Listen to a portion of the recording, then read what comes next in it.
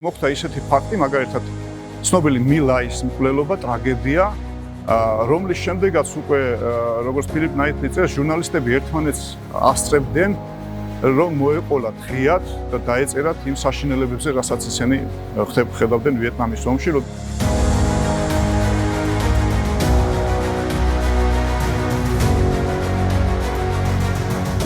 Dwight Eisenhower's ამერიკული სარდლობის, ამერიკის სარდალს, გენერალს ეკუთვნის ასეთი ფრაზა, რომ საზოგადოებრივი აზრი იგებს ომს და ჩემ შტაბში მოვლენილ ყველა ჟურნალისტს მე აღვიქვამ ლამის სანახევროდ, როგორც ჩემი შტაბის ოფიცერსო. და Dwight Eisenhower-ი ამ სიტყვებით არ შემოიფარგლა, მან მე-9 არმიის სარდალს, მაგალითად მისცა ბრძანება, რომ სპეციალურ პარავში 50 საწოლი და მაგიდა დაედგა აკრედიტებული ამერიკელი, ინგლისელი, ფრანგი თუ სხვა ჟურნალისტებისათვის.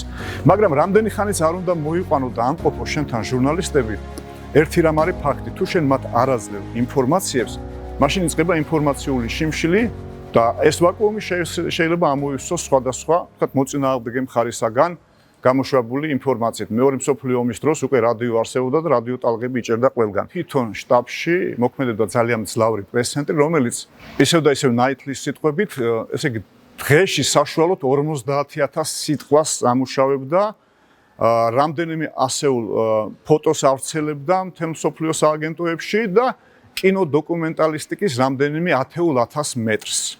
იმიტომ რომ ამ პერიოდში უკვე კინო მძლავრი ინსტრუმენტი ხდება და ძალიან ცნობილია მწერალ კონსტანტინ სიმონოვის ერთი ფრაზა, რომ ომის დროს ადამიანებს სჭირდებათ ვალერიანის წვეთები და ჩვენ ამ ფილმით უნდა მივცეთ მათ ეს ვალერიანის წვეთები. ლაპარაკია ფილმზე, რომელსაც ეწოდებოდა დამელოდე და მისი სცენარი სწორედ კონსტანტინ სიმონოვმა დაწერა. მეორე მხრივ გებელსის პროპაგანდა, იქ იყო ესეთი თვითონ თავარი პროპაგანდისტი იყო გებელსი, როგორც მინისტრი ინფორმაციისა, მაგრამ მას ყავდა ხელქვეითი ვინმე ოტო დიტრიხი, რომელმაც 51 წლის ოქტომბერში მთელ მსოფლიოს აცნობა, რომ მოსკოვი უკვე აღებულია და დარჩენილია მხოლოდ საპოლიციო ოპერაციაო, ანუ გაწმენდითი ოპერაციაო. სინამდვილეში ეს იყო ტყუილი, რასაც დიდი ხნის არსებობა არ ეწერა და სულ მალე ცნობილი გახდა, რომ საბჭოთა კავშირმა შეძლო მოსკოვთან ტრის შეჩერება და შემდეგ განდევნა ისინი სადღაც 300-380 კილომეტრის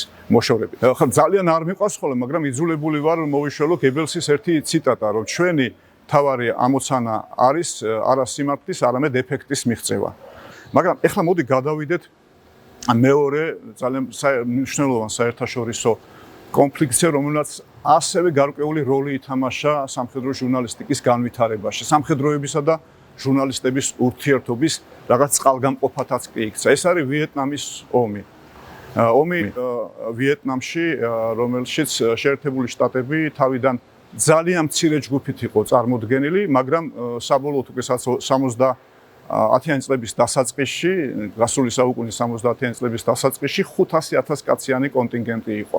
რა თქმა უნდა, ამერიკის შეერთებული შტატები თავიდან მალავდა, რომ ის სრულფასოვან სამხედრო ჩართულობას ახორციელებდა ვიეტნამში, მაგრამ ერთ-ერთმა ჟურნალისტმა წაიკითხა, ასე ვთქვათ, სამხრეთ ვიეტნამელები იყვნენ მოკავშირეები შეერთებული შტატების კომუნიკე, ჟურნალისტური კომუნიკე, სადაც ნათქვამი იყო, რომ ვიეტკონგელთა, ანუ ვიეტნამელ პარტიზანთა დახოცვაში მონაწილეობდნენ სამხედრო ვერტმფრენები, რომლის ეკიპაჟის ძირითადი წევრები იყვნენ ამერიკელი ოფიცრები. მაგრამ ვიეტნამის ომის დროს პენტაგონის და ზოგადად თეთრი სახლის მედია სტრატეგია იყო ასეთი, რომ კარგი უნდა დაწერილი იყო ამერიკელ სამხედროებზე, ამერიკულ მისიაზე.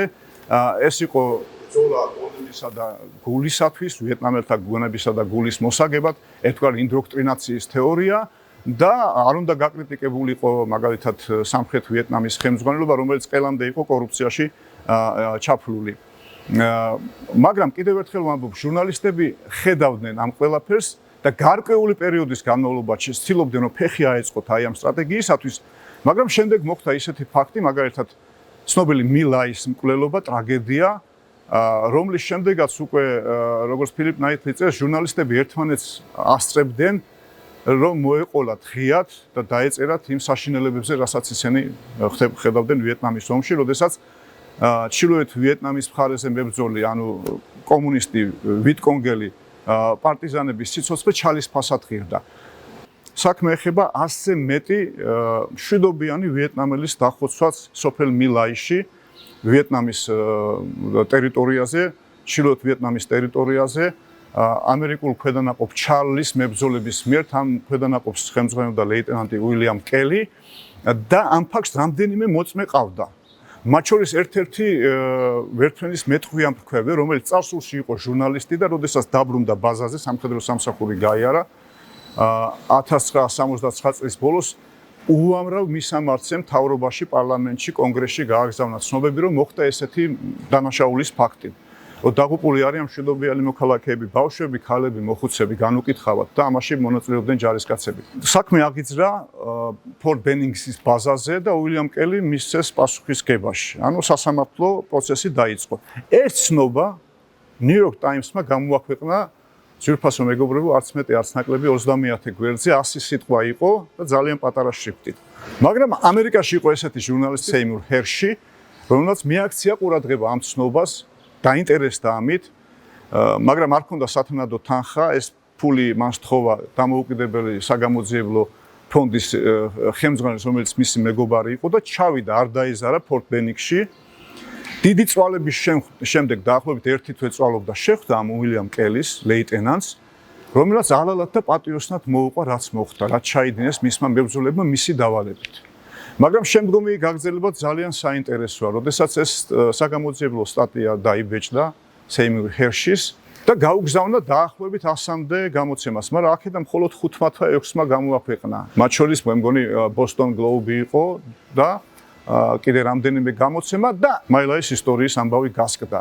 ამის შემდეგ სეიმურ ჰერშმა 1970 წელს უკვე წიგნი გამოსცა და მიიღო ძალიან საპატიო ყველა ჟურნალისტისათვის პულიცერის პრემია. უნდა ვთქვა, რომ სეიმურ ჰერში ეხლა უკვე კარგად ხანდაზმული ისევ ფორმაშია. 2002 წელს თუ 2003-ში მან აბუ ღრაიბის სკანდალს ახადა ფარდა. ეს არის ცნობილი საპატიმრო, სადაც ტერორისტი პატიმრები ყავდათ, ასე ვთქვათ, იზოლირებული და სადაც მათი წამება ხდებოდა. სეიმურ ჰერშმა სულ ახლახანს მაგალითად განაცხადა ასეთი რამ, რომ უკვე მომზადებულია ნიადაგი იმისათვის, ეს ამას წერს თავისი ბლოგი აქვს, რომ ზელენსკიმ დატოვოს პრეზიდენტის პოსტი და სავარაუდო კანდიდატად დაასახელა შეერაგებული ძალების, უკრაინის შეერაგებული ძალების ყოფილი მთავარსარდალი გენერალი ზალუჟნი, რომელიც ახლა ბრიტანეთში ელჩად. ამ კომბინაციაზე, რომ აი ესეთი ცვლილება მოხდება, სხვასაც დაუწერია, მაგრამ როდესაც სეიმურ ჰერში რამეს წერს, ის ყოველთვის მოხდება ხოლმე მედიის ყურადღების ცენტრში. მოკლედ ვიდეო ტრენინგის აი ამ თავში მეგობრებო შეგვიძლია დასკვნის სახით ასეთი რამ თქვა.